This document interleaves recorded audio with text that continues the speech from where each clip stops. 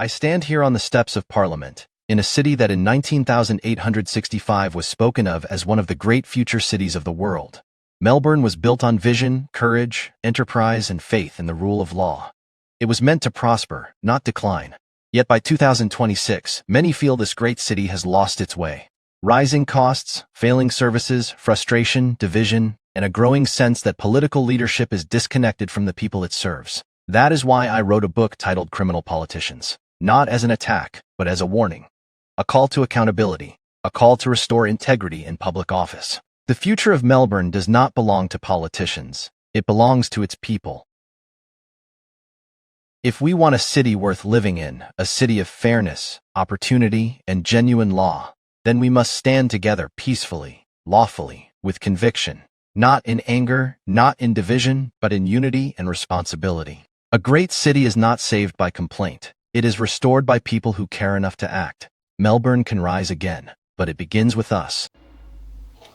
You're watching Outsiders with your hosts, Rowan Dean, James Morrow, and I'm Rita Panahi, and soon we'll be delving into the world of celebrity virtue signalling, which reached new heights this week with the Grammys. But first to Victoria and the hapless Libs, whose leader, Jess Wilson, allowed herself to be bullied by Premier Jacinta Allan. It was reminiscent of former Liberal leader John Pesutto's pathetic capitulation to Dan Andrews when the then Premier bullied him into sacking Maura Deeming instead of standing beside her as she took a brave stand for women's rights. Remember that? This time it was Premier Jacinta Allan attacking Jess Wilson after she took part in a pride rally with the Premier accusing the opposition leader of being a hypocrite. The Premier wrote on X, "I have to call out the Liberal leader's hypocrisy when I see it. If you're a political leader turning up to Pride on one day and cozying up to One Nation on the next, then you're not an ally, you're just a Liberal." Now, put to one side why Jess Wilson felt the need to march in a Pride rally and consider how spooked the Libs are by any criticism, no matter how absurd, that their first instinct is to retreat and to betray their base. The Premier's attack against Wilson and One Nation was unpopular where she posted it. It was comprehensively ratioed on X. That means she was flooded with negative comments that had far more likes and retweets than her original post. This response by women's rights campaigner Sal Grover summed up the sentiment. Sexual orientation is on the basis of sex. One Nation is actually the only political party in the country defending the reality of biological sex in law, which very specifically protects lesbian rights. The hypocrite is you. Don't weigh into issues you don't understand. Now, that's precisely how Jess Wilson should have responded. Instead, she promptly cancelled her appearance at an important regional event headlined by One Nation's Barnaby Joyce. This weekend's Across Victoria Alliance event focused on CFA funding and the Allan government's controversial emergency services levy, massive issues in regional Victoria. But the Victorian opposition leader was not there. She claims she was not bullied out of attending and blames a scheduling mishap for her cancelled appearance. So either her office is poorly run or she's running scared. Got to say, neither scenario fills me with confidence. And Premier Jacinta Allan couldn't stop gloating. Victorian opposition leader pulls out of event headlined by Barnaby Joyce after Premier accuses her of cozying up to One Nation. She shouldn't have said yes in the first place to the invitation. I mean, you just can't take this Liberal outfit, this Liberal leader, seriously. If your first instinct is to rush off to a misinformation convention headlined by Barnaby Joyce and One Nation, what does that say to the rest of Victorians about whose side you're on, about what you're focused on? More focused on being out there on the extremes, denying that renewable energy is important, denying that climate change is real. Yep, that's the Premier of Victoria. That's the inept socialist overseeing the destruction Dan Andrews set in motion. And the Libs remain terrified. We need Liberal leaders with conviction, consistency and courage, not leaders who retreat at the first sign of pressure. Not a leader who marches in a pride rally but thinks appearing at a regional event headlined by Barnaby Joyce is somehow beneath her or too controversial.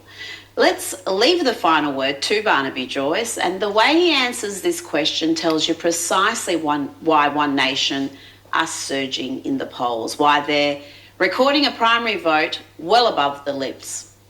How many migrants should we be taking in every year? They should be saying, how many houses have you got free? How many hospitals are working well? How many schools are not crowded? What sort of people do you need? Do you need unemployed people having babies, or do you need builders? And then you say, well, we can absorb this many people. And we're going to say, here's the contract. You want to live in Australia? There's two things you cannot be: in the crime pages or on social security. And I don't care if you're coming from the Vatican, Central America, Central Africa, or the middle of Europe. If you pine for where you came from and say, I really want Australia to be just like came from, you go back there.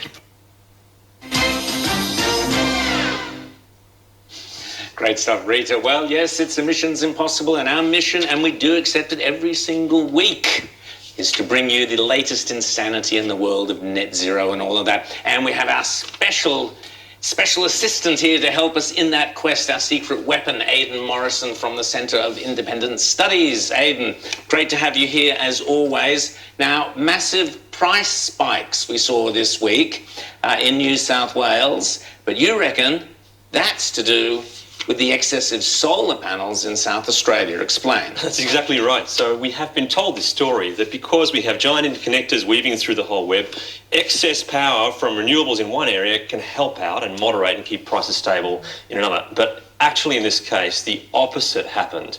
We had lots of solar and wind in South Australia, heaps of solar, and prices were negative. But here's the thing. Sometimes these interconnectors, the electricity flows the wrong way. Oops. It goes from a place that has enough energy, but they're paying for generators to switch on, and pushes it towards a place that has too much, and they're paying people to take the energy away. That's what was happening between Victoria, they were still running coal, and yet sending their power to South Australia. And the price imbalance was so big that the market operator intervened and cut it, which created a huge glut of excess electricity in Victoria. And then a whole bunch of renewables switched off in Victoria because they didn't want to be paying the negative prices to generate. And then a whole bunch of hydro switched on in New South Wales, and they were sending that to Victoria.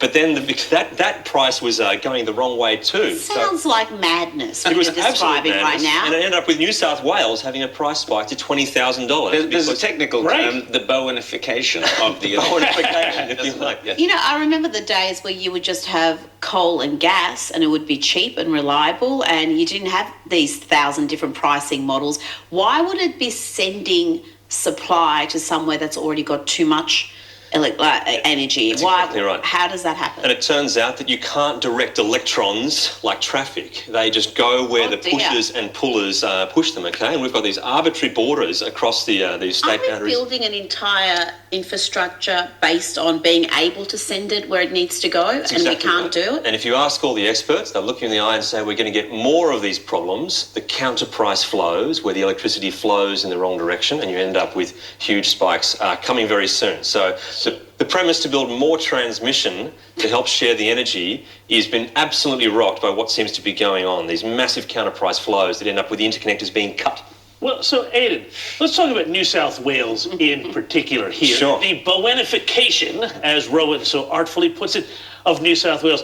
I keep being told by Chris Bowen and the Prime Minister that renewables are the cheapest, most reliable form of energy. But I feel like, I don't know, there might be some misinformation on this, because apparently you need to build not just all these wires and poles and everything and ruin farmland and tear apart communities to do this. You also need these really expensive things called synchronous condensers to make sure that this power comes through the line in a way that it doesn't blow up your dishwasher or your fancy cameras or whatever. And tell us about this, because at the same time as we're buying these things, we're also now paying to keep the coal-fired, which is supposed to be expensive and dirty and unreliable, going longer. What was this term again? Boetification. No, the No, other one. synchronous. Synchronous condenser. I love it when you talk dirty coal.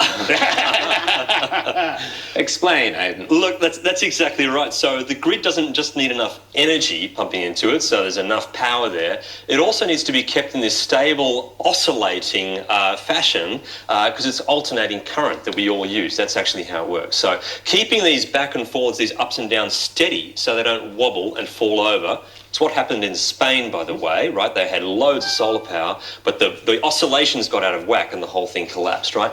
That requires we have these great big spinning masses in our machinery that keep it really steady, okay? And we have loads of these at the moment because coal-fired power and gas-fired power, they have these big turbines, and they keep the whole grid steady and these oscillations in sync more or less for free because there's huge big turbines. But if we close down all the coal and gas, we need something else to replace them. And what's happened now in New South Wales is Transgrid, the big transmission company, with the help of the state government of New South Wales, has rushed forward to buy big spinning chunks of metals called synchronous condensers that don't produce any energy. They just do that steadying effect. But what's happened after that point, they've rushed these purchases forward on the basis that Eraring was going to close in 2027 because it was no longer competitive to have any coal-fired power in the system. And guess what's happened now? We've heard that we've been totally gaslit about that. Coal-fired power has been extended by Origin on their own dime. They didn't require any new subsidies from the state government. They already had a contract that said they had the option to extend from 27 to 29, and they knew they were making very good money because they can provide reliable electricity when prices are spiking all over the place. They got a great business model. They're extending it, and that now means that we are paying prematurely for these expensive synchronous condensers that New South Wales could push back a few more years. These synchronous, what do we call it? Condensers. Are they, again, coming straight from China? Is this more money that we're exporting? Where are they being manufactured? GE Vernova, so that's General Electric, probably somewhere in America they're coming from. They've been signed now by Transgrid. President Trump will be very happy. More manufacturing dollars for America. What about the Power Grid Watchdog warning that this reliance on wind and solar is going to make winter blackouts far more likely? Yep, that's, I think, over in the United States. And I think that's they're starting to reach this point where they've experimented with renewables. And on paper, you can create a trajectory where all these things work just fine. But as you get a little bit closer, you realise that the models and the PowerPoints don't quite match with reality. And in particular, the transmission and the challenges in transmission that we've discovered in Australia as well as there mean that you can't share this energy around. You get slightly different weather to what you expected. And now they're starting to warn that they can't shut down. They can't replace the coal and the gas they had with renewables. They can add more renewables on top, but they've got to keep that system there and maintain it, which is what they're now worried about in the United States. They're assuming this stuff can be taken offline. It just can't. That's what the grid depends on. Isn't this what we have been warning about here in all of our conversations, between us on this program, that you need reliable baseload power, because if you don't, the whole thing falls over? I think that's right. It was fashionable for a little while to say that baseload is dead, but actually it's still here with us. It is persistently not dying. You do need to have, and certainly the most cost-effective way to build a grid is to have that steady output. But so this is something that I'm curious about, because we've seen this massive uptake, all bought and paid for by the taxpayer, of household batteries by middle and upper middle class families mostly. So it's all just another big wealth transfer program from the battler to the to people with nice big garages for their Tesla power walls. But does this mean, though, that because all those things charge up really well when we've got lots of sunlight in the summer, does the over-reliance on that create a similar threat here in Australia if we have a dark, windless winter? Look, it still does. You will find that you still have to have all that other machinery sitting around for that backup final day. And this creates a huge inequality in our power system, because if you've got that massive big power wall, and most days it charges from your massive big solar panels, all right, and then you're only paying for power 1 or 2 days a year, when you've had a dark, cold day for a couple of days. But on that day, you need the grid at the same time as everybody else does. And so the full, that's what I mean. The full demand goes up to the full highest level so that you've been able to avoid paying for any power consumption. And so you're not really contributing very much to the cost of the rest of the system that's standing there ready, all right, standing there. Loads of machines stand around doing very little for a long time, but then you need them to be all there ready. That's what makes an expensive system. Lots of machinery that does little on average, but has to be there to rush So it. the most affluent contributing the least to the maintenance of the system. Exactly what's about to happen now. That's exactly what's happening with the power. Speaking of affluence, my favourite renewables project is the old pushing water uphill in the snowy. I mean, it never made any sense to my basic schoolboy scientific knowledge. But anyway, this is Malcolm Turnbull's great dream. We now learn, Aidan, that Snowy 2.0 has been hit by fresh cost blowouts. Does this surprise you? No, I was completely surprised when we heard they were about to order another tunnel boring machine. Okay, these things Florence got stuck. Florence got stuck, and they got realised, her out. Call the new one Monica, which I think is very offensive, given what we know, the connotations of that name. Yes. Yeah. So they've ordered the Monica. They've got a new whole tunnel boring machine. At the time they ordered it, they said, "Oh, don't worry, the costs won't change. Everything's fine. We've padded our budgets enough to cover this." Which means they must have padded them an awful lot. Didn't surprise me at all when it turns out that, no, actually the cost of buying a whole new tunnel boring machine and getting that going in a different direction is pretty high. So. What's been the budget blowout in that? I know it's not completed yet, so we don't know the full catastrophe, but how much over budget is that project? Well, the headline when Malcolm Turnbull announced it was $2 billion. Yes. And informed people in the industry say that was always just a bit of a cheeky headline and the real numbers look more like 4, right, on the actual paper that came with it. So we've gone from 4, it's been upgraded to 12, and we now know that 12 is not it. That doesn't include any of the transmission that's required to connect it to the load centres in Melbourne. So BNI West is now looking like $11 billion. There's a good section of Project Energy Connect, which is $4 billion. There's HumeLink, which is now $4.5 billion.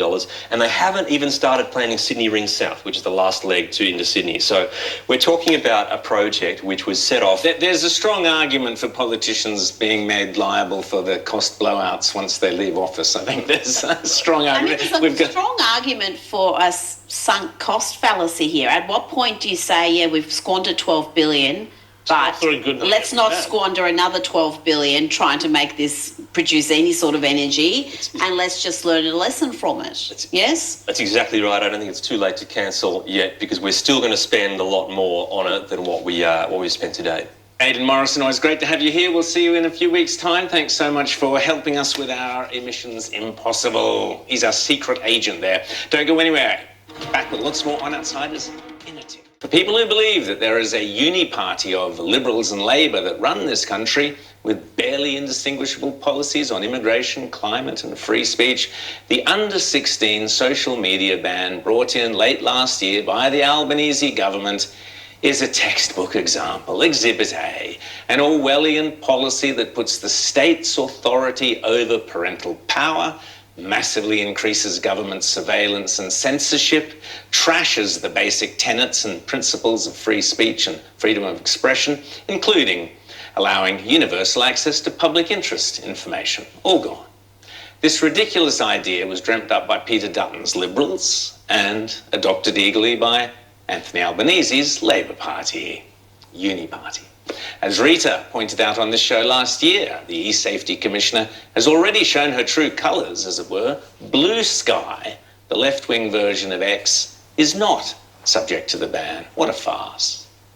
You can't go on YouTube. You can't go on all these social media sites, except the far-left lunatic asylum that is Blue Sky.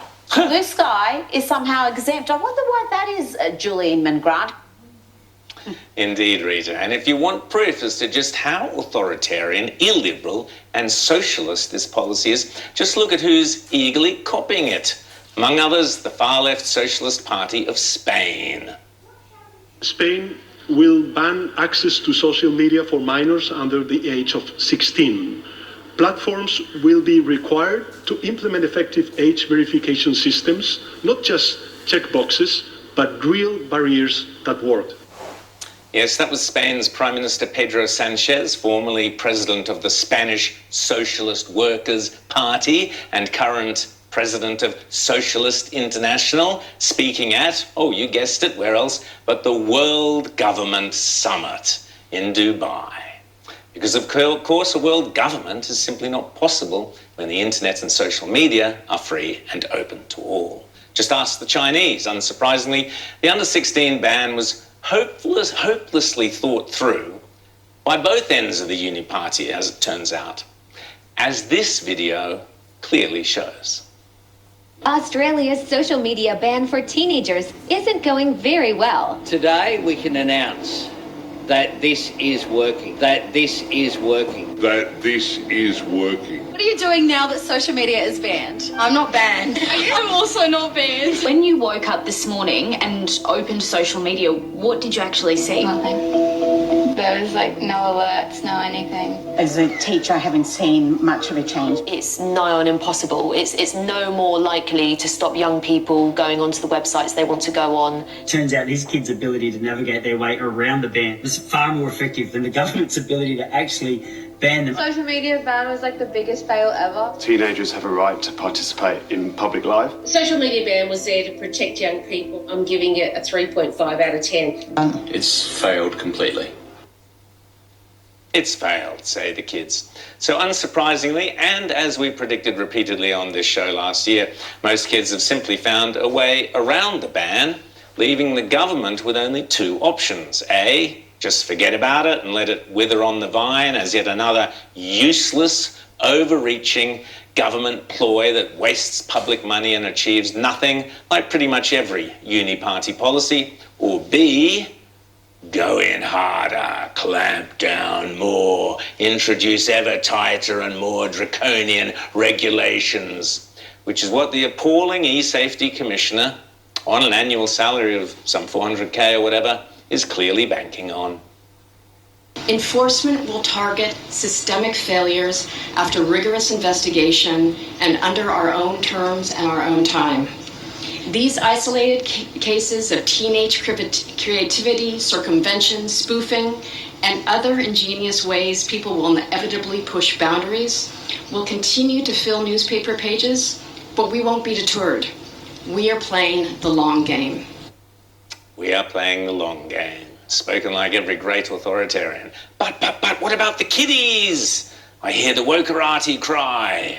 This was all done not only to protect the kiddies from the evils of the internet, except, of course, all the left-wing platforms peddling socialism and climate change, natch, but also to get the kiddies off their iPhones and out into the fresh air, where they could frolic around playing frisbee and communing with nature by going for long walks in the park.